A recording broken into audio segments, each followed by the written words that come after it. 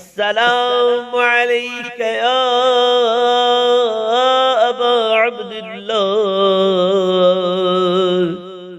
یعنی حوزہ علمیہ درس خارج میں ہوتا ہے کہ ایک دن 2 دن 4 دن 1 ہفتہ ایک مطلب بیان کر رہا ہے استاد، اور آپ سمجھتے ہیں کہ یہی نفس مطلب ہے، یہی اصل مطلب ہے. وہ ہفتے 2 ہفتے بیان کرنے کے بعد کہتا ہے کہ اب یہ بات سمجھ گئے آپ، لیکن یہ سب جو کچھ کہا گیا درست نہیں ہے، میری رائے مختلف ہے. اور اب جو 1 2 ہفتے 3 ہفتے بحث ہوئی تھی، اب اس کی رد میں. یعنی اس ہمدردی کے ساتھ دوسرے کے نقطہ نظر کو سمجھا جائے تاکہ کہیں کوئی علمی تعصب درمیان میں نہ آئے، فہم مطلب کا حق ادا ہو جائے. وہ یہ نہ کہے کہ آپ میری بات سمجھے نہیں، سمجھے بغیر آپ نے رد کر دی یا سمجھے بغیر آپ نے قبول کر لیا.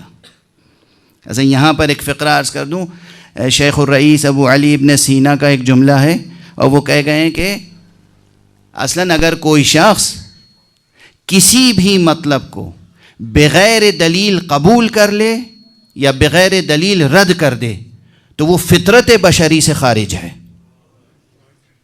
کچھ قبول کرو تو دلیل کے ساتھ، اور رد کرو تو دلیل کے ساتھ. فطرت بشری سے خارج ہے. یہ ابن سینا کا جملہ ہے اور بالکل درست جملہ ہے.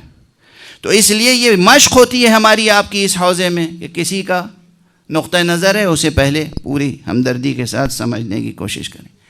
تو اب میں یہ عرض کر رہا ہوں کہ علماء سلف میں بہت سے ایسے علماء تھے جن کے تدین میں، تقویٰ میں، للہیت میں کوئی اشکال نہیں ہے، کوئی شبہ نہیں. وہ کہتے تھے قرآن مجید کا ترجمہ حرام ہے. آج ہم اور آپ ان سے متفق نہیں ہیں اور بجا طور پہ متفق نہیں ہیں، لیکن بہرحال صرف ان کا استہزاء، تمسخر، مذاق اڑانا. ارے وہ لوگ کہا کرتے تھے قرآن مجید کا ترجمہ آسان نہیں ہے. یقیناً وہ اس نقطہ نظر سے کہتے ہوں گے جو میں ابھی وضاحت کر رہا تھا کہ جب ایک بشر کے کلام کا ترجمہ ممکن نہیں ہے تو خالق کلام کا وہ کلام جو بعنوان اعجاز نازل ہوا ہو، ہم اس ترجمے کو سمجھیں کہ آسان ہے اور ممکن ہے، قطع نظر ان اور مفاسد کے جو پیش نظر تھے اور جو اب بھی ہمارے پیش نظر ہیں. کہ بہت سے حضرات پھر متن آیت سے تو بے خبر رہ جاتے ہیں، کسی کے ترجمے پہ انحصار کر کے اجتہاد کر لیتے ہیں. اس وقت امت مبتلا ہے یا نہیں ان مسائل میں؟ عربی کا ایک کلمہ نہیں جانتے ہیں، آیت درست تلاوت نہیں کر سکتے ہیں، اور آپ حضرات سے آستینیں الٹ الٹ کے مناظرے کرتے ہیں. کرتے ہیں نہیں کرتے ہیں؟ اور کہتے ہیں کہاں لکھا؟ قرآن میں لکھا ہوا ہے. ایک کسی کا ترجمہ پڑھ لیا، وہ ترجمہ بھی خدا جانے صحیح سمجھ میں آیا کہ نہیں سمجھ میں آیا. اردو بھی صحیح پڑھی یا نہیں پڑھی. تو یہ تو ایک مصیبت ہے، سماجی معاشرتی یہ مصیبت ہے.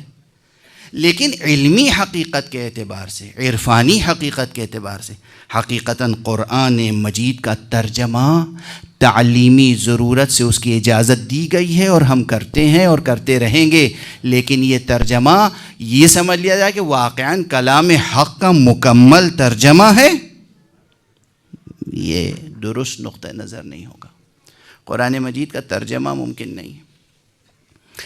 بہرحال میں کہہ تو یہ رہا تھا کہ ترجمہ یہ ہے کہ ایک لفظ کو بدل کے ایک لفظ رکھ دیا جائے تو ترجمہ ہے. پھر عرض کروں، تعلیمی ضرورت سے، تعلیمی ضرورت کے تحت کسی لفظ کا متبادل استعمال کیا جائے تاکہ وہی اصل لفظ سمجھ میں آئے، یہ ضرور ہے، جائز ہے، ضروری ہے، جائز ہے. لیکن حقیقتاً متن میں کیا کسی لفظ کو بدلا جا سکتا ہے؟ اور بس یہ بہت پرانا جملہ عرض کر رہا ہوں، خالق کائنات کی طرف سے نازل ہونے والی آیتوں میں، قولی آیتوں میں، لفظی آیتوں میں، جملوں میں جب ہم ادھر سے آنے والے کسی ایک لفظ کو ہٹا کر اس کی جگہ کوئی دوسرا لفظ نہیں رکھ سکتے تو پھر پروردگار کی طرف سے آنے والی کسی حجت کو ہٹا کر اس کی جگہ کسی اور کو کیسے لا سکتے؟